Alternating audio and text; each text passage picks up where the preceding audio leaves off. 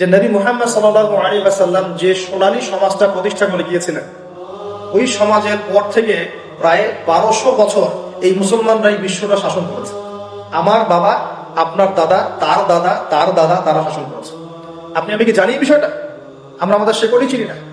এই ইতিহাসটা ওরা খুব ভালো করে জানে যে এই মুসলমানরা এমন জাতি ছিল বা এমন জাতি যারা বিগত প্রায় 1200 বছর এইভাবে বিশ্বটা শাসন করেছে। যখন করেছে তখন তাদের কি ক্ষমতা ছিল, কিসের ক্ষমতার ভিত্তিতে করেছে? এক নাম্বার ইমানি ক্ষমতা। কি ক্ষমতা?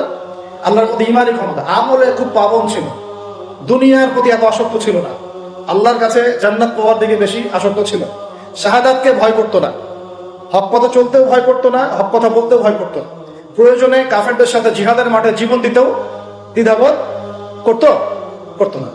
তারপরে অর্থনৈতিকভাবে তারা স্বাবলম্বী ছিল এবং জ্ঞান বিজ্ঞানেও তারা এগিয়েছিল।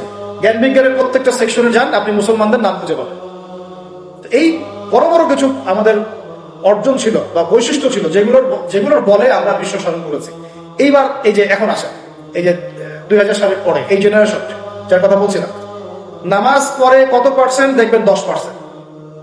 একটা এলাকায় একটা জরিপ করে দেখেন কত পার্সেন্ট নামাজ পড়ে। নামাজ নাই। কোরআন তেলাওয়াত করতে পারে কত পার্সেন্ট? দেখবেন 5%। কোরআন নাই।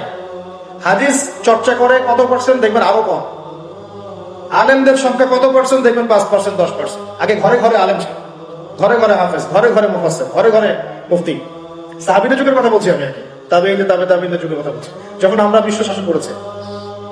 এখন আপনি তাকায় দেখেন মুসলিমদের রিজিকের মধ্যে গেলে হারাম আর হারাম, হারাম আর হারাম, সুদ আর ঘুষ আর দুর্নীতির কারণে মুসলিম রিজিক হারাম, দোয়া কবুল হচ্ছে না, তাসকিয়া নাই, আত্মশুদ্ধি নাই, দুনিয়ার দিকে খুব বেশি আগ্রহী, ঘরে ঘরে পর্দা উঠে যাচ্ছে, পর্দা নাই, নাস্তিক প্রজন্ম জন্ম দিচ্ছে, মুক্ত চিন্তার নামে নবীকে গালি দিচ্ছে।